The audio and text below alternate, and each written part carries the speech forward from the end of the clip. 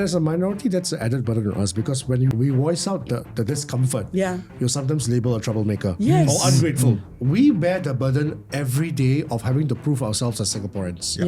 Every taxi ride I sit in, every public car ride I sit in, I will always be asked, when did you come to Singapore? I used to be very proud of a government that, is proactive in the sense that, they see problems coming from like 5 years, 10 years down the road and they address it before it snowballs. I kind of feel like with this, maybe the foot was taken off the pedal a little bit because I feel like some of these problems could have been foreseen actually. How difficult is it for people to understand that Singapore is a multicultural society that has immigrants from many different countries? Why is this a fact that has been so well established and well promoted, yet very poorly internalized even by our own people?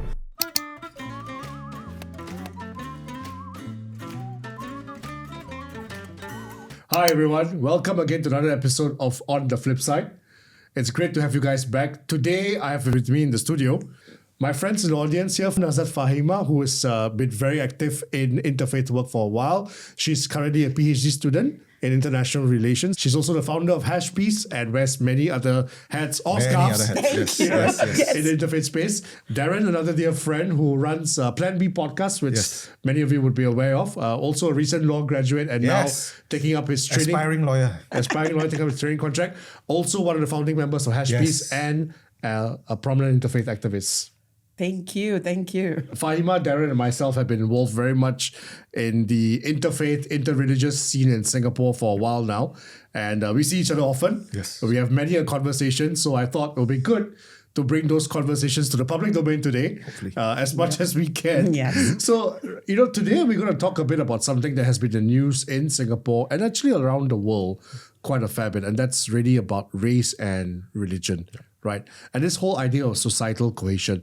And when I was thinking about that, I could think of no two better people to talk about. And the interesting thing is that all three of us are minorities in some shape or form, right? Darren is a Chinese Muslim, so not a racial minority, but a religious minority. Yes. Faheema is an Indian Tamil Muslim, right? So definitely a double-barreled minority as well. Thank you and very much. And a woman, right? And I'm a Sikh, of course, as well. Yep. So, again, another religious and ethnic minority.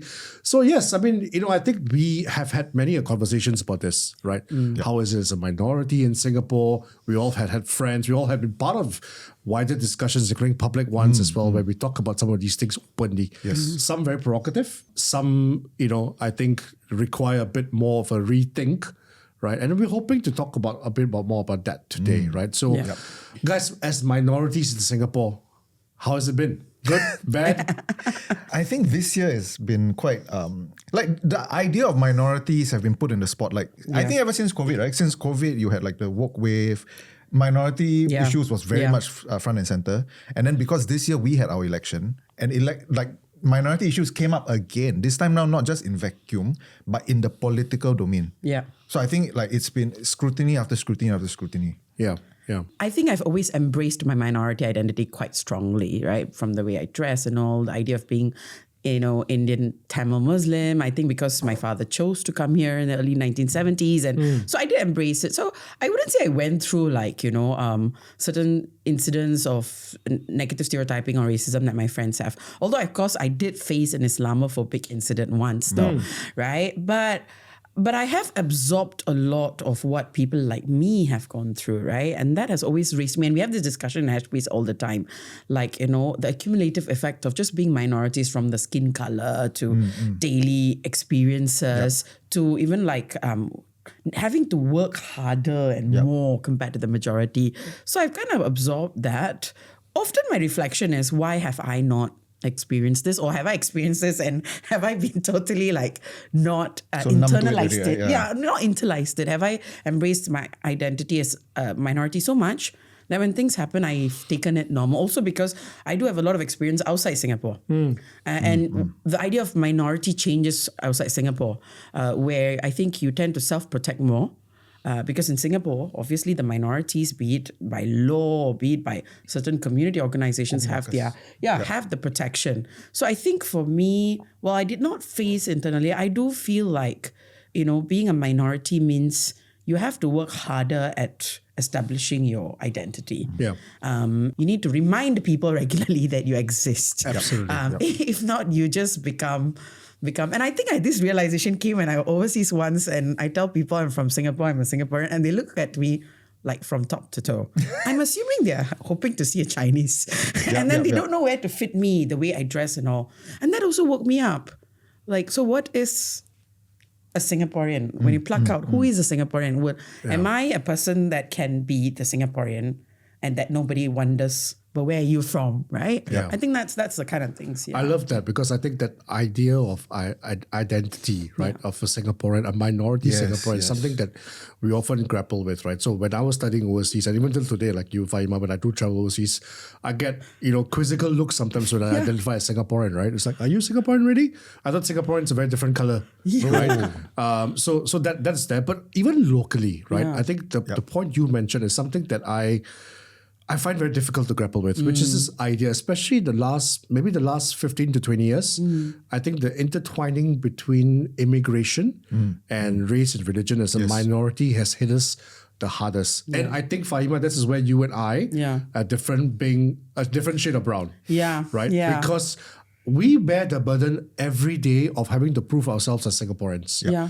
Every taxi ride I sit in, every, whatever public car ride I sit in, I will always be asked, when did you come to Singapore? Yeah. Right? And when I explain that, look, I'm third generation Singaporean. My grandfather moved here in the 1920s and my father was first batch national service, and they'll be like, okay, when did you come here, right? Yeah. There's still there's this, idea that they can't reconcile the fact that just because you're a certain shade of brown, that you are not from here, or you are from here. Right? And that's something. So, I started after about 15, and this is not the case when we were growing up, right? I never got that. But in the last 15, 20 years, this is the case, right? So I think it's one of the burdens that we as minorities have to carry with immigration as well, right? And, I try to change that by then talking in Singlish. Or trying to throw in a bit of Hokkien, Chinese, Malay, whatever dialects there is, right? But yet it doesn't make a difference. So you have to go out of your way to prove your Singaporeanness. I don't think any other ethnic or religious group here has to do that. And you're right, when you talk about how a large part of this is driven by immigration, because like you said, this is relatively new, right? Only after like really globalized people coming from all over the place. The ironic thing is nowadays you actually have more people who look like me who are not from here. Exactly. Yeah. Exactly, right? Because now, especially I think within the last maybe 10 to 5 years, it's become a lot more common. Like in my neighborhood, for example, I mean, I've made friends with a lot of like the shop owners in my neighborhood, but they're all like, actually, they're not born here. Yeah. They're from China. They look like me. So it's easier for the taxi driver, for example, to just assume that they're from here. But the reality is actually the reverse. Which is quite interesting, right? Because if, let's say, they are like new immigrant or even foreigner, right, who looks Chinese, but immediately there's this assumption that they're probably Singaporeans, right? But I think sometimes for me, this is where I felt the early years of my growing up, like I really had to choose, should I just wear the tudung, then just, like we'll be done with the questions. Like I will immediately be Singaporean. People will look at me and think I'm a Singaporean. But if I would choose to wear the way I would, as like if my mom, like, wear the sari or whatever this, I'm like, what are all these questions I need to deal with to just explain, right? Which sometimes I wonder, how difficult is it for people to understand that Singapore is a multicultural society that has immigrants from many different countries? Why is this a fact that has been so well established and well promoted, yet very poorly internalized, even by our own people? And that's where I wonder, like, where did we go wrong with it? I think it's not so much about the diversity of society, but I think when it gets mixed up with nationalism and immigration, that's when it becomes tricky. Right? Because it's now not what color you are, but because you're a certain color, I assume you're not from here. Right? And therefore then you have to prove that you are one of us. Right? You're one of Singaporeans. So ironically, actually, this whole burden of proving that you're Singaporean actually brings out or sharpens the Singaporean identity within us, because I now purposely, in my earnestness, wear my Singaporean identity on my sleeve. Right? I try to talk Singlish or, purposely talk about food to taxi drivers, even when I don't want to, because I'm trying to prove, going out of my way that, hey, bro, I'm one of you. And I think it's good, right? But it's also the fact about whether or not we are in a society where education on all this does not stop at secondary school. I think that's where the problem is also. Sometimes I feel that there's some of us in our sector of work, the harmony sector, let's call it the harmony sector, right? Yeah. We do a lot of things to talk about race, religion, get knowing. But I do realize, when I step outside of this harmony sector, it just looks like people's curiosity of wanting to know about each another. No, it's not actually. It's not there. Yeah. For some reason, I seem to have this nostalgia of like seeing such things when I was much younger, but somehow it disappeared. I don't know whether it's social media or digital first world or whatever, but I feel like this curiosity has decreased. And which is why, as much as I can resonate with you, yes, I do want to share a lot of my Singaporean-ness. I'm also starting to wonder whether there's really listening ears to it and listening with empathy. Has it decreased, or has it just, it's just less relevant now? Less relevant, or has it moved online? That Or more tone deaf, maybe? Yeah. Yeah, because and the reason that I'm asking all of this, right, is because if you think about how we used to be, like there are very you can't have your cake and eat it too, right? Like SG60 was it this year? Yes. This year, right? We're still in SG60, yeah, like this year has been crazy.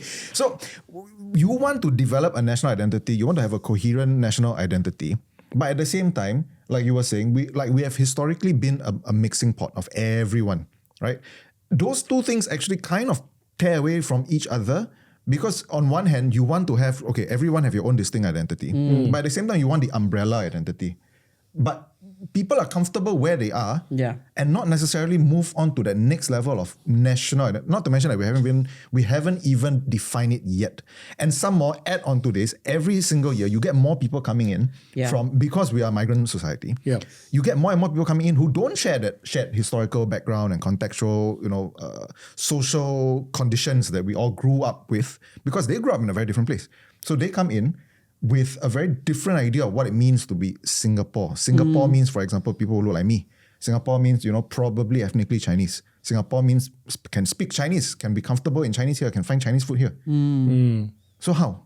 Because you can't have both of those things without tension. You can try to make the tension work, but you have to recognize that there is going to be tension, and there will always be tension. It's also how much of your identity you want to compromise to be part of the larger shared identity of a Singaporean, right? Yeah. Like, how much are you... how do I find a commonality between me and Darren? He once a while speaks a bit of Tamil, okay? That kind. Do you really? I didn't know that. Yes, here and there he tries. Oh, wow. I try. Yeah. And then... I watch Tamil movies. Yeah, so I think where do I find this commonality between us? He and I obviously share a very interesting history of being neighbours at Tampines together. And by the way, Prima Deli there doesn't exist anymore. You see, this is the shared thing, right? So I think what we haven't quite figured out is, how does a Tamil Muslim and a Muslim Chinese, where do we find this identity that puts us this idea of Singapore, right? Yes, there's the pledge and the national anthem and all good, but what else about our living experiences? Yeah, surely more than food, right? Yeah, for me, I guess that's where I would never underestimate some of these community initiatives I'm part of. Yeah. I think people like Darren, a lot of our shared idea of who we are as Singaporeans or young people or whatever, or both our aspirations and frustrations have always been in the taxi drives home, right? The fact that after this kind of events, we take a taxi drive to home together, I think that's where we are like downloading a lot of our identity. That's true. Mel, you were saying just now, can't be just food, right? And that got me thinking, because nowadays, I even question, is food even really the unifying factor? I don't know. In interfaith, it didn't seem to be. No more, right? Because if you go to like some of the heartland shops now, and I use my neighborhood a lot because I live there, and I see the shift, because I've been living there only for maybe the past 5 years, because I moved recently. And I could see that shift, of the whole character of that neighborhood shifting. There are certain parts of Singapore that I've been to recently with friends. And I also noticed like things have shifted so much. Yeah, the kind of food that you can find in a particular place. More Korean and Japanese. More Korean, more Chinese, more... And I'm Muslim, so I have dietary restrictions. But I am not the type that, die must find halal certified place. But I know people who are. Yeah. And so for them, if it's a non-halal eating establishment, it does not exist in their eyes. Like you just disregard. Yeah. And so that shared space for even food, actually, it shrinks for a particular group of people, because if you can't partake in the shared dining experience because of, be it religious or whatever other restriction, you have a limited space. I think it's a great point. So I want to shift the conversation to this point. I think, Faheema, you made a point earlier about how things were different when we were growing up. Yeah. Right? And Darren, you are alluding to a fact also about within a certain religious and faith community, there are also different expectations, different benchmarks, and different, I would say, standards. Yes. Right? I just want to pick on that. One, have the goalpost shifted from when we were growing up to now? What was racism back then versus what is racism now, right?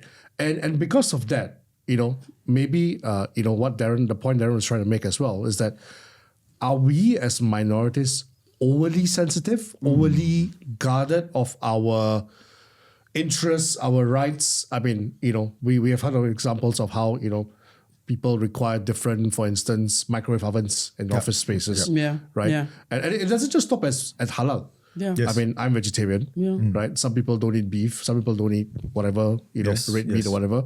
So where do we draw the line? I think that's the point. But let's talk about growing up first because, this point, I think I'm a generation just older than you guys, right? I'm in my 40s, mid 40s, right? So when I was growing up, we had different ethnic groups in school and whatever not, right? And in our HDB blocks and stuff like that. And we often poke fun at each other playfully, whether it's color or right. I'm not saying that's right or wrong, right? But the boundaries were less clear, right? And we also had the ability to laugh at ourselves, which I suppose made the issue of race and religion a bit less sensitive, right? A bit less contentious. A bit less contentious. That is no longer the case today. Even when you put an Instagram story or post up, right, you have to be careful about each and every word that you put up. Yes. Right? Yeah. Right? So how have the goalpost shifted and have we gone a bit too far? I think, right, what happened was in the past, when people made certain remarks which could be, I wouldn't say like maliciously target a race or religion, but just sort of using identity, like appearances as a way to make fun and all. It was not very different from, fat shaming and all. But what happened was at that point of time, people were less open about their feelings. If they feel hurt about it, they didn't really say about it. And I think for them is the compromise was, I want to stick around with my friends. I want to come back tomorrow and play football.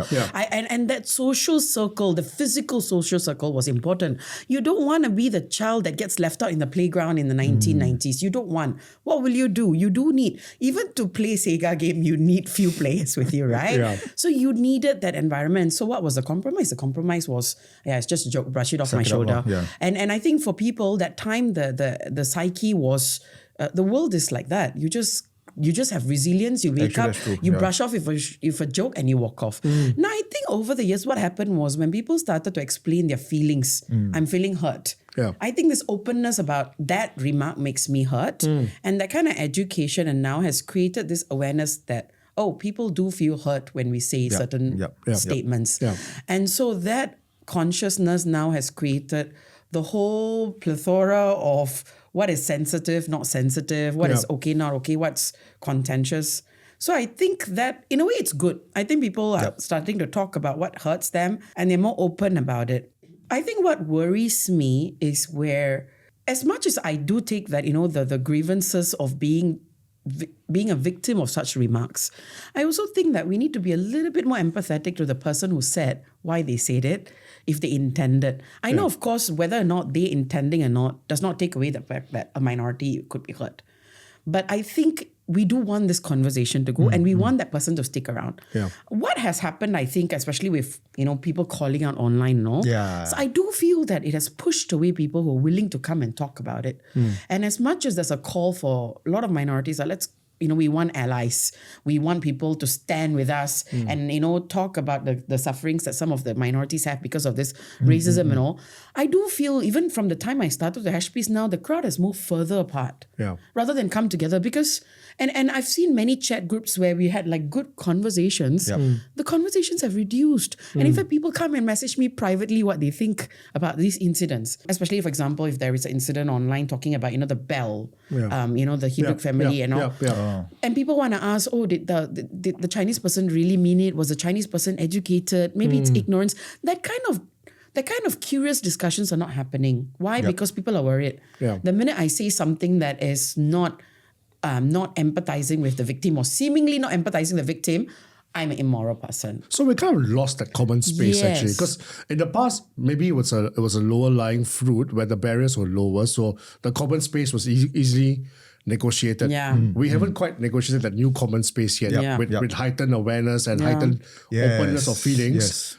Ironically, we have a less open common space now. Yeah. Right? Yeah. So how do we get there? Sorry, Darren. No, in fact, because you're talking about information space, right? And I Yeah. think that's actually a very big part of this, because people from a younger generation, and I mean, I'm younger, but I'm also kind of like, I grew up not with like handphones and everything. Now you have a new generation where information is just at your fingertips. Yeah. And so there is an expectation of like, you should know this. Yeah. You should know about your minority neighbor. You should know about their practices. Why do I have to explain? Yeah. Because like you were saying, right, last time, at most you feel hurt and you either, just brush it off. Yeah. Or if you feel like, these people are people I can actually stand up to, or I can explain because I'm friendly enough with them, then you can come up and clear that space and say, actually this is a religious thing. Like, it's not cool of you to make fun of this, for example. But you don't really have that anymore. And I think partly it's because people have the expectation that you should know. Educate yourself, right? Like, you should already know this. Why do I have to come and explain? And I can understand that because when I meet with some new people, like I also sometimes can't be bothered to explain that I'm Chinese Muslim. Yeah. Because some people don't even understand what Muslim means. Yeah. So I'm whatever. I Yeah. can understand that frustration. Yeah. So I'm thinking, if somebody who is constantly on their own social media algorithms, whatever, they only see their form of content. So to them, that forms the background. It's a given background knowledge that I know, that you should know. Yeah. And so if you don't know, I can fault you for that. Yeah. Because why do you not know? That is your ignorance. That's your fault, your problem. Yeah. I also think it's it's not so much about goal shift, but you see, this generation, individuality and individual feelings and emotions are of priority. I think even during my time, I think social relations were more priority. So the need and the wanting and willingness to negotiate was a bit more. I think now the individuality is also much stronger and able to thrive because you can go back to social media and be connected with the world without being connected with your social relations near you. Yes. And you can connect. If you, let's say I'm a minority who feel victimized by certain remarks, I can go online and connect with a lot of minorities who are feeling the same way as me. I will find a community. And therefore, I don't see the need to sit down and discuss with these people who are majority and being ignorant to explain. There's no incentive because to do an it. online community will support me and be the voice for me. I think this is where, what are we doing in terms of social relations? A lot of times there's a lot of discussion on social cohesion. But put the cohesion aside, I think our social part itself is very weak now. So the point about the minority, right? You're finding solace in the minority. I think we also got to break down the fact that the word minority here is not a monolithic community or group. Oh, yes. And quite often in Singapore, when we talk minority, it usually ends up being referring to the Malay Muslim group. Oh my God, yes. Thank you. Right? Thank you for saying that. Yeah, I do, yes. I feel like I'm shouting So to him how sometimes. do we navigate that as well? Because minorities here can be, so diverse. Yeah. Right? So how do we look at minority issues from that very singular lens, unfortunately, which is dominated by one very big, large minority The group? biggest minorities. Exactly. Right? I mean, it's basically a question of privilege. I mean, because I think it's true. Majority privilege exists. And when you're talking about race in Singapore, it's Chinese privilege. Yeah. Like, I am usually quite blind to my race because I don't need to think about it. It is the default, right? Like most people are around What me. do you mean by Chinese privilege, Darren? I mean, like, so for example, when I walk into a place, I can kind of look at people and just kind of assume, you'll probably understand if I speak in Chinese. People speak to me in Chinese sometimes just by default. Yeah. Because they just assume, okay, like you understand it, but there is that common ground that is automatically assumed and usually correctly assumed because by virtue of number. Yeah. So the the same majority thing. privilege is there. Exactly. So when it comes to the minority, then that becomes, in Singapore's context, is the Malay Muslim community. Because by numbers, when you're talking about minorities, they form the biggest minority. Yeah. And so when people think minority, it's much easier for people to just assume, okay, you're talking about Muslims, you're talking about Malays. More specifically, even when people think about Muslims, they don't think about Tamil Muslims right off the top of their head. Yeah. They don't think about Chinese Muslims when they think about Muslims. Yeah. They think about Malay Muslims in Singapore. Correct. I also think it's whether or not we have had, whether the other minority groups have had representations, institutions and organizations Oh my God, don't that get me have started on been that. very significantly in that space as well. Yeah. There is Sikh Welfare Board for Sikh, and of course the other Sikh Gurdwaras and all. There's the Jewish Welfare Board for Jewish, and then there is I don't know, the Tamils, there's one or two organizations, but I mean, it's also what's the strength of these organizations and representations. So the political capital. Yeah, the political capital, community leadership capital, and I think those are, and how much of it is highlighted, who's highlighted, all this plays a factor. And also state institutions. I mean, we definitely don't think about the Zoroastrians in this country when we say minority. Or Baha'is, right? But we do know there's a Zoroastrian that's always doing interfaith prayers, right? Yeah. We only remember some of these people when there are. So I think it's how much of them are featured in national discourse. Yeah. How much of these voices are given its space. Yeah. You see, I think one thing I experienced from me is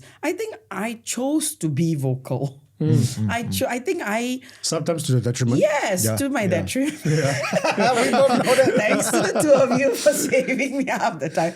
But it's I chose to be vocal, and I guess the way I am, the identity, everything gave this idea that a minority, a Tamil Muslim woman is involved in it. I think that, but not everybody's like that. No. So then what would it take for this diverse group of minorities to be shown as part of Singapore's national narrative? I think if that's not done, it's also not surprising that the largest minority group gets its sort of, space and discourse. I don't think it's just that, to be honest. Like, because you were talking just now about institutions, organizations, but you were talking basically you're talking about civil society. You're talking about, like independent private organizations or whatever. With the MM community, I do believe, this is my own view, and I think it's a bit contentious because in G25 we had exactly this issue come up, right? Which is that the MM community does have a special position in our political institutions and our political framework.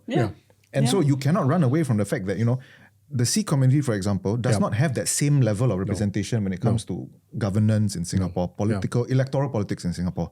Even though they are very, present and very active contributing. It's not entrenched. Exactly. It's Not not institutionalized, because it's in the constitution for the MM community.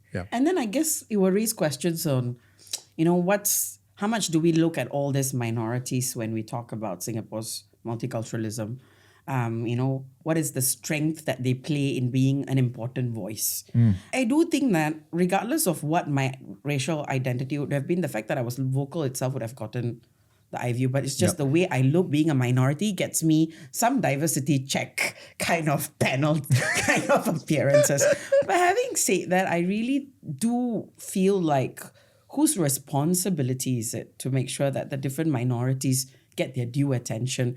Sometimes it does feel like a few people, the one or two individuals carry that. Like, for example, Sikh community will be really a few of you. You, Sarabjit, Pavita, it becomes very few of you. And you carry the burden of the identity and also kind of overlooks that each of you would have your own individual path, your way of experiencing Singapore is different. Correct. So it's like, who's responsible to give voice to these minorities, right? So we're going to take a break right here. And I think I want to continue the conversation more on this when we come back after the break, which is, do other minority groups need to also showcase and profile themselves?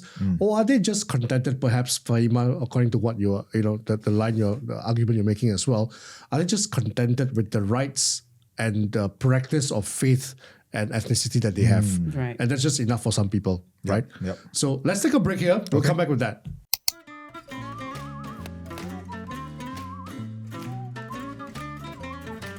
Hi everyone, welcome back. We had a very interesting exchange and discussion, as the three of us normally do, talking about race and religion. So before the break, we're talking a bit about minorities here and how minorities, the word minority itself is not a monolithic block, right? We have obviously a very large Malay Muslim minority group, which sometimes tends to overshadow the discussion and reference to minorities. And then we're also talking about why other minority groups are perhaps not showing up or maybe even not institutionalized, right, in their approach. And I think from my own community, I think sometimes it's the fact, when I talk to some of the younger members of my community, it's the fact that, look, do we need to? Do we need to be out there calling it and shouting it out?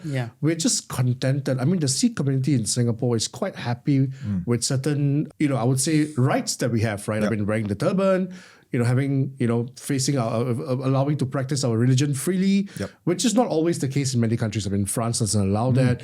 And recently, I think I shared on my social media, I know Faheema, we were commenting on a site about this, about what happened in New Zealand, where, there was the Sikhs were going out on a small religious procession to celebrate a festival, and the New Zealanders, a far-right group Yeah. came out to protest and blocked them with a haka demonstration. I mean, something like that would not happen here, right?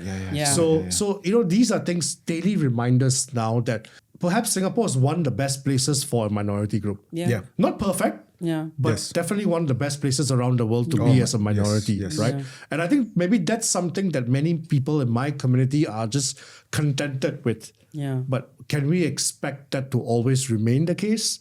Or should we perhaps take a more activist role and be really out there, just promoting the community and awareness of it as well? Yeah. All the 3 communities that we represent and more, all the minorities communities.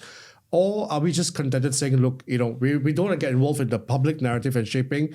Let the majority group and the majority minority group dictate that, and the rest of us should just be price takers. I don't know. That sits uncomfortably with me. It does to me as well. Yeah, because we're all Singaporean. Yeah. We all have a stake in this country that is our home. Yeah. You can't have that. Like where somebody else gets to decide your fate for you. I mean, that to me just feels wrong. But I think so. Actually, Faheema and I were having this conversation on our Grab ride over here. Yeah. Because you were talking just now about nationalisms, right? Like what's happening in all other parts of the world. I think we cannot divorce ourselves from what is happening as a global trend of rising, be it religious nationalism, ethno-nationalism, any other kind of like race-based. And the decline of multiculturalism. Yeah. Yes. So ultimately it's this. Because I think Singapore, what at least traditionally stand for is a very particular brand of multiculturalism, secular government, but not France type secular, not anti-religion, but neutral arbiter where everybody gets to have their own space in a shared space. Yeah. That concept of organizing society is on the decline internationally, actually. And especially now when the far right are trying to purposely combine immigration with race and religion. Correct. Yes, right? And they're appealing to a very global audience, indeed. right? Which is connecting people of that identity in different parts of the world. I've seen online comments and all, and you can see that how they've reached out just based on that ethnic or that religious identity. And that's also again why going back to your question on definitely we cannot have one particular community. I'm not going to rule out the fact that the Malay Muslim community has their own unique history, needs, and I think there was a lot of negotiation in how our constitution was drafted, the privilege. I think all that it was done well, it was done right. I think the models around the world right now show that is really well done in Singapore's case, right? But having said that, yes, I think the question is, what is the current generation of Singaporeans feeling, right? What is that Sikh feeling about this? What is the Tamil Muslim feeling about it? And who's representing us when we're talking about minority? I think what we are not asking is sometimes even when certain discussions are happening and maybe, it feels like a certain community is dominating it. What the question that's not asked is, how is it with the other communities? What do the other minority communities go through? What is their experiences? I think that's not the question. Each of us ask of one another's communities. And that's a discourse that's usually left. The tudung issue, and I learned this during the tudung issue, it was in my house. Oh, yes. The tudung issue going on, also, yes. about the whole debate about the tudung issue was going on, if whether or not the nurses should wear tudung. So in our house, we're having what we call the hashing session. It went on at 1 a.m. And we got Sarabjit Singh to moderate it. And he threw in some conversations like, what if the Sikh community now wants to have the law? So then we started to see this entire conversation on tudung with just about what about other minority communities who have their rights and needs. And I felt like it broadened our discussion, and it totally changed in how we might want to see policies. Because yes, of course, each community needs policies that help it to kind of strengthen or continue maintain its interests, but not neglecting that there are also other communities with the similar needs. And in a secular country, all policies need to be equal and equitable to everybody. It's the common space that we have. Correct. So I think there's actually two levels to this, because one is on the governance, so like policy level, where the fact is we are a democratic. We are a representative democracy. So the fact is you do need to push for your agendas. You do need to advocate for yourself on the in parliament, be it whatever, national close groups, whatever. That's one. But I think just focusing on that kind of misses the point, because that forces you into a maximalist position, right? Like I should look after my position first, my community's interest first. And, unfortunately in Singapore, or any other democratic system, that just means whoever gets the loudest, who's the most popular, who can swing the most people populist, in the room. Exactly. Like you get your way, and then everybody else can just flag it. Yeah, I think Darren, you and I were in this conversation a couple months ago, right, about religion and politics. When you draw the line, right, and I think the point we're trying to make as well is that it's okay for politicians to champion any particular community's interests. That's fine, because sometimes you represent your ethnic or religious community as well, right? But I think the problem comes when it strikes that interest or that advocacy strikes at the heart of secularism. Yes, that's where the problem comes. Correct. And everybody cannot be, like you said, coming to the room and saying, how much more of this pie can I have for my community, without even disregarding that. Yes, disregarding the fact that there are other fellow Singaporeans who will lose out when there's too much just taken for you.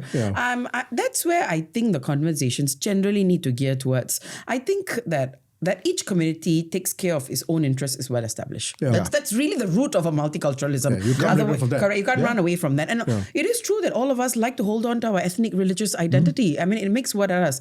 But I think, are we taking care of our interests at the cost of the others? Yes. You know, we recently had a discussions about friends who are like pet owners, dog owners, who felt that they had faced incidents where, you know, maybe their dogs were just around there, and there were people who are probably like Malay Muslims or just Muslims who sort of aversion to dogs. Had aversion and showed some, like, you know, negative hostility. Of course, the fact that the dog is not prohibited for you, that's totally well established as well.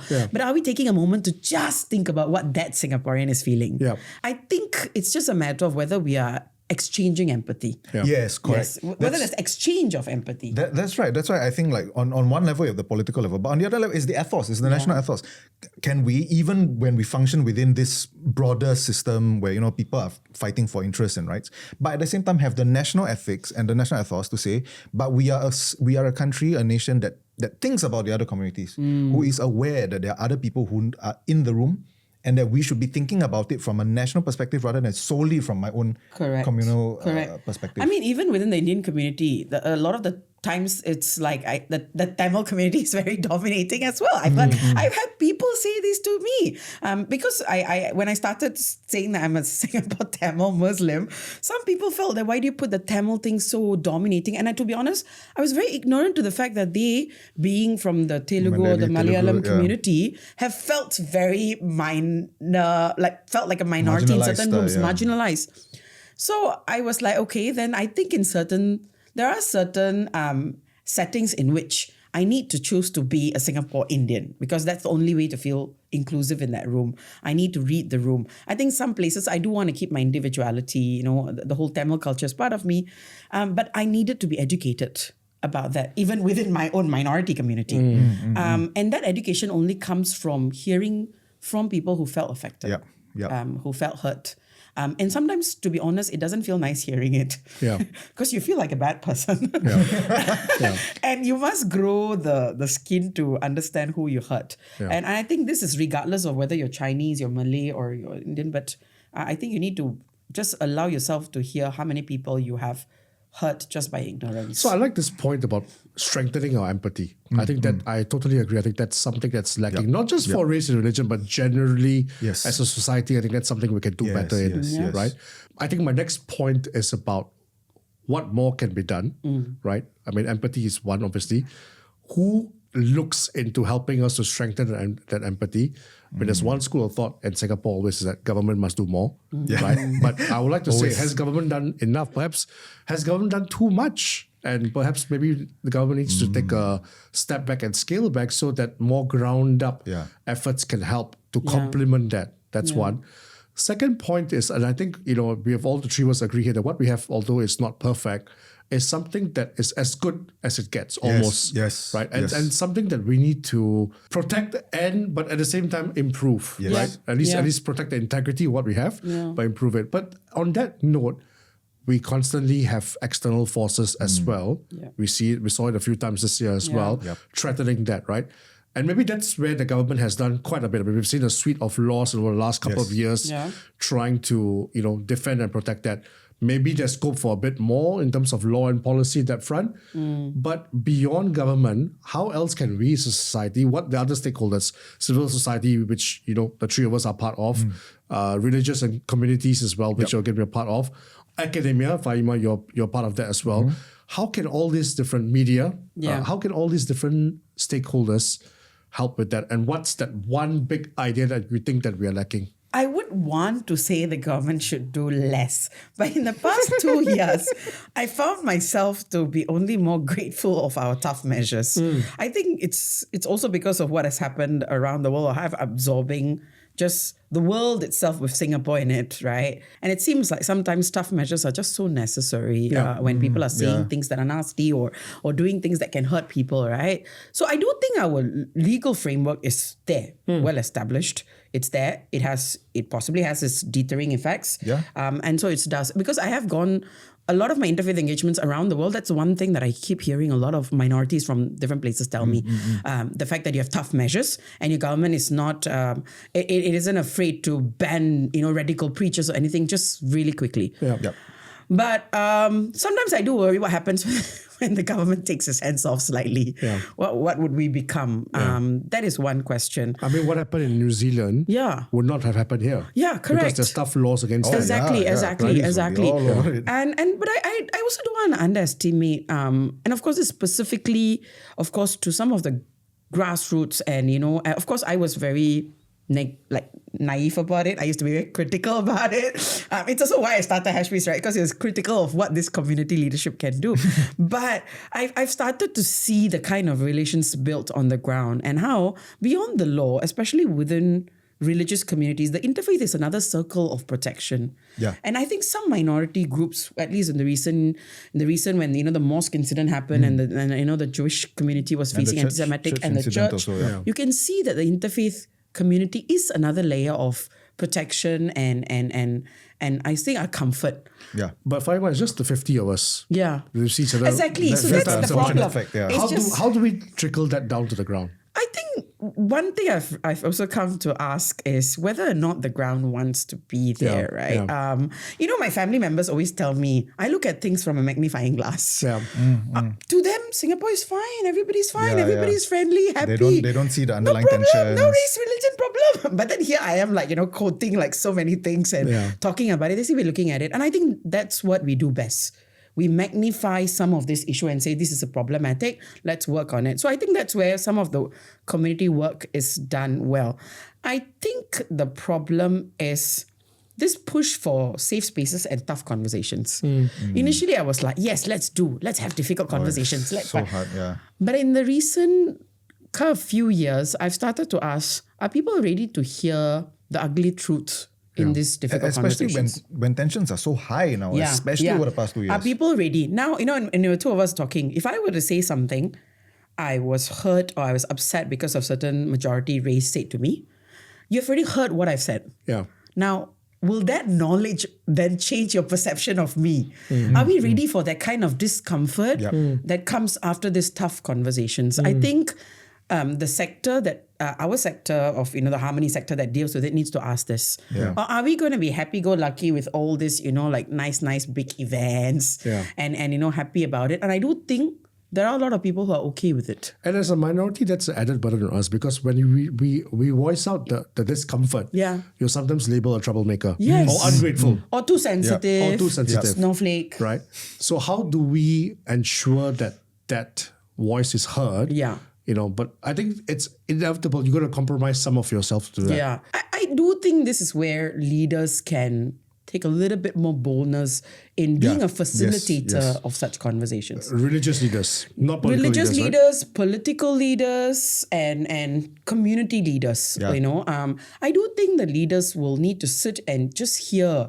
I don't know how many leaders have really sat down and heard young people unleash a lot of the thoughts they have, just the experience they had from just what's happening. We sat with a group of young people and we just asked them, how have you felt about social harmony in 1 year, this 1 year? we have heard things which can see some of them are very troubled, Yeah. especially the national discourse, the parliamentary discussions.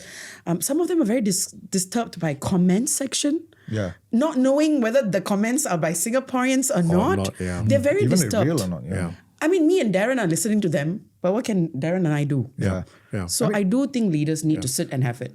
I mean, for me, I think that government needs to do less, but by doing more. Because the thing is, we used to have I used to be very proud of a government that, is proactive in the sense that, they see problems coming from like 5 years, 10 years down the road and they address it before it snowballs. I kind of feel like with this, maybe the foot was taken off the pedal a little bit because I feel like some of these problems could have been foreseen actually. You think we were too complacent a little bit? Yeah, and also maybe too focused on the now and less focused on, like foreseeable problems. I'm not even talking about like black swan stuff that you don't see coming. Like people could have told you, like that with increased migration, that you are going to have tensions in society. Yeah. But we don't really seem to be making any steps towards that. I mean, like, for example, something as basic as just having some or creating incentives to preserve English as the functioning language in Singapore. I feel like that's really not been in the national discourse, even after years of migration where people are constantly talking about how like the language barrier is becoming a huge problem for some segments of society. Yeah, there are some coffee shops that I go, I feel like, the English is not... That's my point. Doesn't understand me. It's like, it used to be, like, we see this thing coming from 5 years down the road, like 10 years back, Parliament already doing something about it. But now it feels like this thing has already been going on for 5 years. And I still don't see anything happening in Parliament about it. So to me, it's a question of, like, are you causing more problems for yourself by saying, later? Because some of these things, it's easier to resolve when you do it preemptively. Yeah. And I think that we need that. Because when the government does more in that sense, so coming back to your question, right? When you do more in that sense, you get to do less later. So how can the government do more on that? One idea. I think the language thing really, like a language test for new migrants, for example, that I think is going to go a very long way. So you feel language is the equalizer? It is fundamental because you cannot have that conversation with somebody else if you don't even. I mean, it's going back to what will connect the two of us. Yeah. It has to be a common language. Yeah, I mean, because Faheema and I, like for example, we have done events for migrant brothers, right? And you can see how difficult it is when people do not speak the same language, and it's not by default. No, I mean, people not everybody in this world is born speaking English. But the thing is, if you are coming here and not say on a temporary kind of work arrangement, but if you intend to lay roots here, you should be able to speak the language at the very least. Yeah. And also be aware and not be too complacent to think that, this is just Chinese land, you can just speak Chinese, wherever you can just put Chinese. I think, I mean, after all, bilingualism is a very core Singaporean trait. Yeah, we and used to be so bilingualism proud means of you Lee need to Kuan know Yew for English that. and your language. Yeah. And the English language is what connects you to all of us together. At the same time, the fact that you speak your own mother tongue is also the plus point of being That's a why Singaporean. this is not a Chinese nation, not a Malay nation. I mean, we quote Lee Kuan Yew for these kinds of things. We looked at him, as a revolutionary, as, somebody with huge foresight, right? To recognize something as fundamental as language, you have to get in order for a nation to function. And then 2025 is like, do we still know this? There have been people who talked about, like getting on the bus and the bus driver not knowing English. I think these are places where you start to wonder. I think, the fact that they're doing less, but then I think it comes back to the point that if community leaders and religious leaders start listening more deeply into some of the festering emotions, eventually I think the government also will know. Yeah, they have to. Because that's the connection, right? The leadership is the best connection to there. I mean, we all know that. Yeah. And maybe that's where I think, from my point of view, I think that's where we are missing that missing piece of the puzzle, which is that platform to bring government community together to talk about some of these things. I mean, we have many non-profit groups and civil society groups that help bridge that gap, whether it's onepeople.sg or the likes, and they do a great job. But I think a lot of them tend to be focused on culture and race.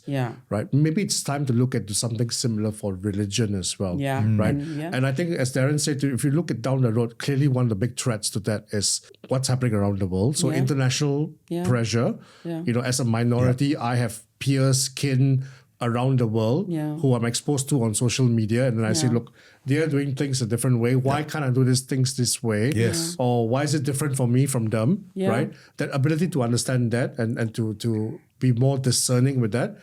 But also then the ability to share what are my own experiences, what are my own emotions to people who can make a difference about it, be it community leaders or political leaders, or just people who are in the space, activists who can help amplify some of that. Yes. There's also a thing where I do feel like we have a lot of conversations generally as well. It's a lot of channels. Whether or not all this is crystallized and communicated back to some of the stakeholders, something I'm not so sure. I mean, many reach conversations or, national youth conversations, even just a lot of our conversations, is it communicated? I'm sure it is. I'm sure it is. I mean, I'm part of the National Steering Committee on Race and Religion, and I do see some of this shared on those platforms as well, where we are exposed and we are told and informed and updated about some of these sharing sessions from different groups. So clearly it goes up. Yeah. Another thing on academia, the IPS and the One Paper SG survey this year, it did show a lot of downward trend, right? So there was a decrease. But there was still the fact that there was the proportion of like 26, almost more than a quarter of proportion, which had distrust on other racial groups, right? Yeah. But you see, as much as the figure, maybe in Singapore's case, we are like, okay, that's still a decrease, but it disturbs me there's still more than one quarter. Yeah. I think while this kind of surveys by academia are very useful in giving a sort of a trend and an idea of the terrain, we are not using that data for discussion as well. Yeah. I think we're not asking why is it 26%. That's a good point. Why is it not 10% or 5% in 2025? That's a good point. And many younger Singaporeans, I remember in that survey, many younger Singaporeans, Indians and Malays felt that they have to work harder compared to, interestingly, they say compared to Singapore, Chinese and Eurasians who are also minority. See, I feel like this kind of survey, regardless of how you want to scrutinize the survey, is still a data point in which we need to have discussions. Yes. And that's where I think a stronger civil society will help take these data points and then, investigate further. Yeah. Right? And because we have a lot more touch points. Exactly. To be able, and find out what. And then, likewise share that feedback up again. Yeah, right? And also a stronger media to not just amplify, because I mean, of course, you take on these points and then you do further research, you do hashing, you do whatever. But at the same time, if you want that to reach a larger population, if you want national level discourse, media has to step in. I mean, just now we were talking about how it used to be, right? Like if you talk about what's national discourse? Parliament, forum letters, Straits Times, open forum, open letters, whatever. Nowadays, it's slightly different because social media has just opened the space so much. Yes. I think this algorithm needs to be taken into account more. I would say compared to 10 years ago when I started HBs, there was just a few of us talking about it. Yeah. I would say our civil society is much more enriched. And also, I would say the government, I mean, at the cost of, being criticized as a government. Co-opted. I would say definitely in my experience in the 10 years, the youth voice has been much better, much 100%, rich. 100%. I think even political leadership has started to listen more. I have been in rooms. I've never filtered what I said. I've said what I said, and I've never been sort of obstructed. So I do feel that it's much richer compared to how it was. I think there are still, like you said, a little bit of improvements in how some of these stakeholders can connect and work together. But I would say we are much better than 10 years ago. Listen, guys, this has been a fascinating conversation, but I do unfortunately have to wrap up this session. But you know what? I have a feeling this is not the last time we're talking about this. Certainly not privately, but also maybe on a podcast. And this is an issue that we need to delve deeper into. I feel like we have more work now since we've asked what we should do more. Yes, we have stuck our necks on the line now publicly. So definitely more work cut out for us. But thank you guys. Thank you so much for coming. And I hope the audience at home enjoyed this session. It was a rich discussion and food for thought. And clearly this is always work in progress, as we said earlier. So it's a conversation that needs to evolve and continue. And we hope that every one of you will shape and take part in this conversation because each one of us has a stake in this. Yes. Right?